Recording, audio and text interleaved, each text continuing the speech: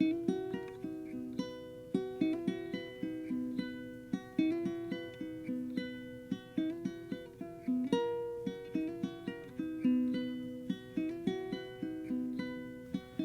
everyone. This is your Connected Dots podcast coming to you from Guide Dogs of Hawaii. This is a safe place for blind and visually impaired individuals to come together, share experiences, and learn from each other. Today's episode is going to shine a light on some of the amazing things we have happening for the blind community here in Hawaii. From guide dogs to technology and even social opportunities, we guarantee you will take away something from this discussion. To give you an idea on who we are, I'm Ezra White. I'm a graduate of Roosevelt High School, class of 2020, and work as a client solutions representative here at Guide Dogs of Hawaii. On my free time, I love to play my guitar and compose music. I also enjoy watching documentaries and having conversations about historical events. I've been a client of GDH going on 7 years now and have enjoyed every minute of it. With me is Jeremiah. Jeremiah, if you don't mind, could you take a few moments and share a few words about yourself? Hi everyone, I'm Jeremiah Garcia. I graduated from Waikea High School with the class of 2019, and I am the program's assistant. I got involved with GDH when I was in high school, learning to navigate with my visual impairment, and since then, I've had so many new experiences and opportunities, like being part of this podcast team, for example. And that's not it. There's so much more, but I think it's best if we start at the beginning. Ezra, could you start us off with some history on GDH? Yeah, we're actually going to take it all the way back to 1955. This is when Guide Dogs of Hawaii, or most commonly known as GDH, was first founded, which as of today was 67 years ago. And if you put that into perspective, 67 years is a pretty long time for a nonprofit to be in operation, so yay. Since then, Guide Dogs of Hawaii has been a staple in the lives of Hawaii's blind and visually impaired community. It's a nonprofit organization that was started to enable blind and visually impaired residents of Hawaii to obtain guide dogs during the time that state quarantine regulations made it difficult for guide dogs to come into our state. If you didn't know, Hawaii is the only state in the union that is rabies free. These regulations were implemented back in 1912, and it wasn't until 1996 when attorney Michael Lilly won the lawsuit that led for guide dogs being exempt from quarantine. This was a huge game changer. Not only could Hawaii guide dog handlers travel, visitors from other states with guide dogs could come in. This also changed where Hawaii residents could get their guide dogs from.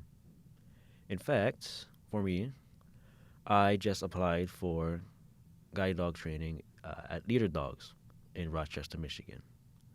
It's not as difficult to prepare for, and it's less of an adjustment to foreign concepts such as getting a passport and training on the left side of the street. Adding to that, a plane trip to Australia or New Zealand is 12 hours or so, and there is a difference in seasons. Our winter is their summer, and so on. And having so many more training centers to choose from and the conveniences, getting a guide dog has gotten a lot better for us. Selecting your mobility aid between a guide dog and a cane has become easier. Mobility aids, technology aids, and adaptive aids are all interchangeable terms used to identify specially designed tools that the BVI use to live independent lives. Since the quarantine restrictions were modified to accommodate guide dogs, GDH has shifted its focus to other needs within our local BVI community.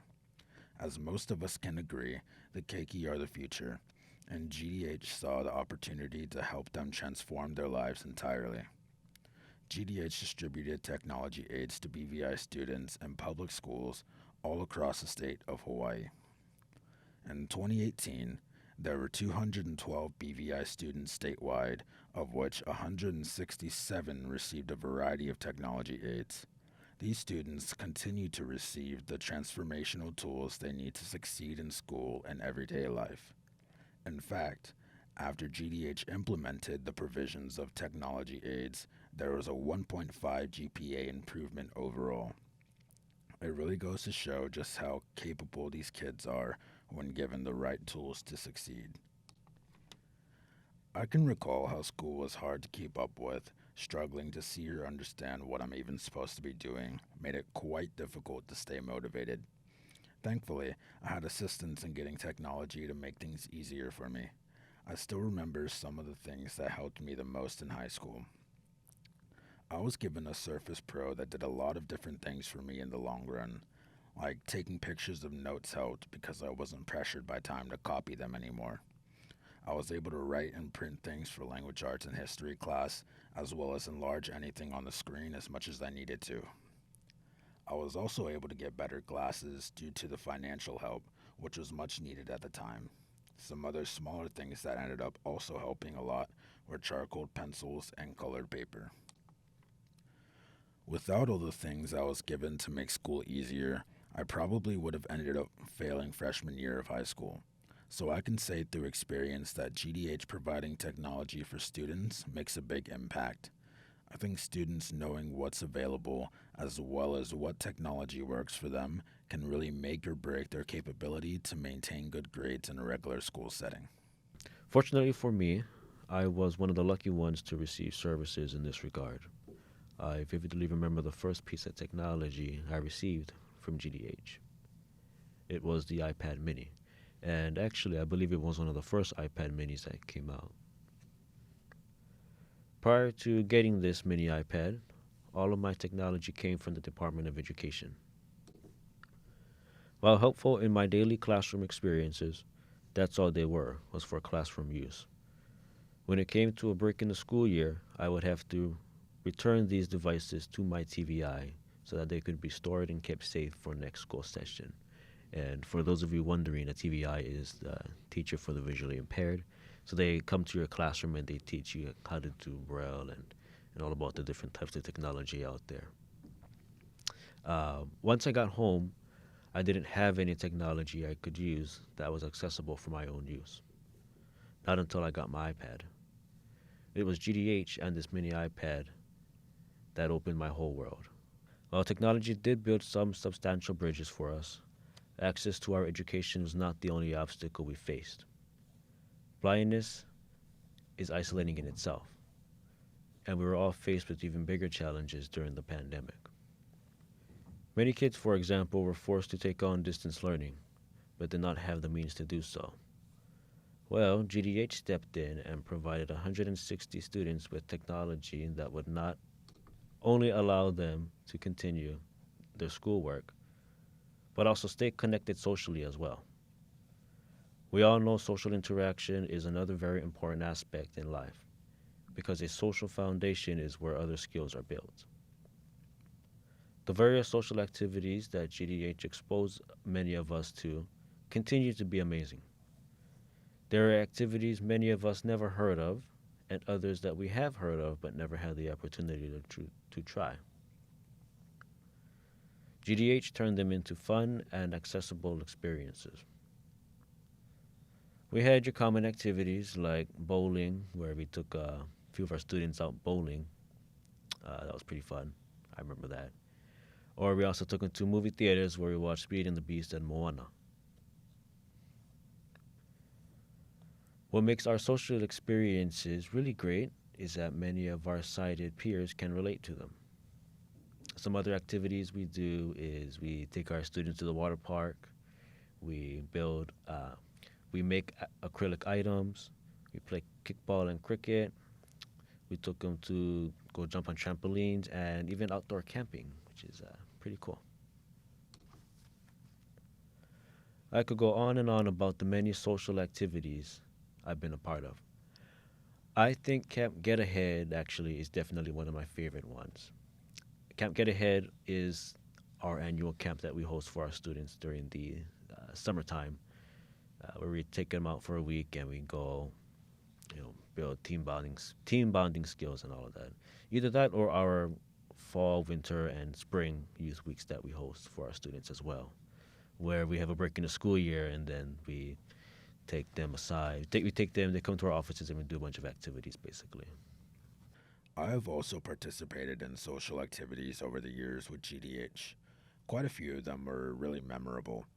The first activity I remember was a student led conference, but if I'm being honest, I had only gone initially because my mom thought it would be a good idea to establish connections with GDH when I was young. I didn't really know much about GDH at the time, but it gave me an opportunity to travel to Oahu, so I wasn't going to pass it up.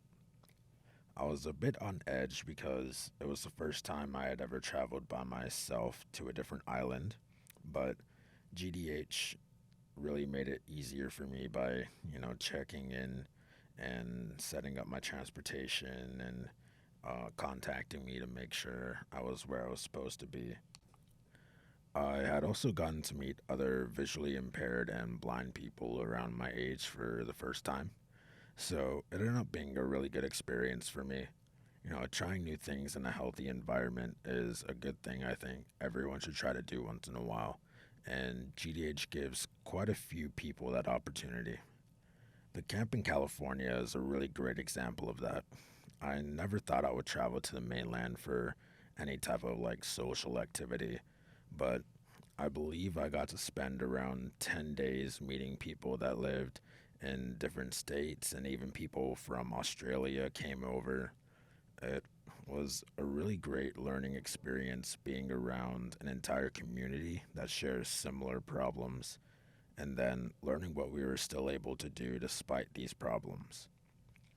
There was archery, karate, horseback riding, recreational games, music, art, and a whole lot more. And it was really eye opening to see people who were totally blind trying these things that me, who's someone, is, visually impaired, and I was still hesitant on trying it. You know, Before that camp, even just traveling to California, it was like a big enough milestone achievement for me. But I wanted to start doing more the longer I stayed there. And I think GDH social activities can have a big impact on people's lives in that way. And, another memorable activity that they host yearly is the Camp Get Ahead. Instead of being a normal camper, I had the chance to, take more of a responsibility role. And this was another great learning experience GDH provided me with, specifically because I almost always avoided responsibility growing up.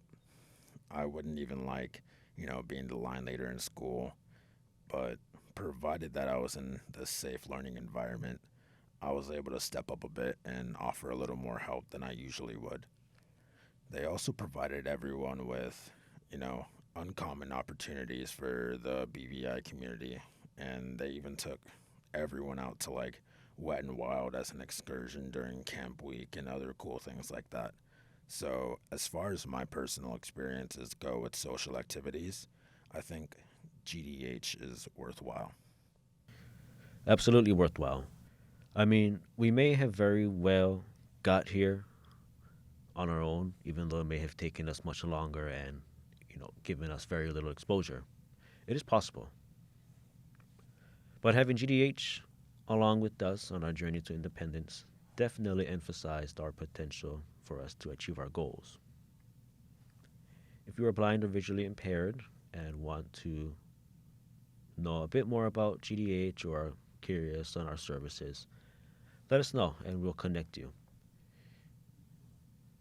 If you are from outside of Hawaii, know that you do have services in your area that you can refer to, and let us know, and we may be able to connect you with someone.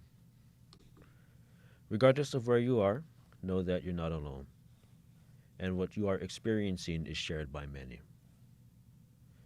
Now, at the end of each episode in this series, we'll leave you off with an olelo no iau, or a Hawaiian proverb. We encourage you to reflect on the saying and see how it can be applied to your life. Here is today's olelo no iau.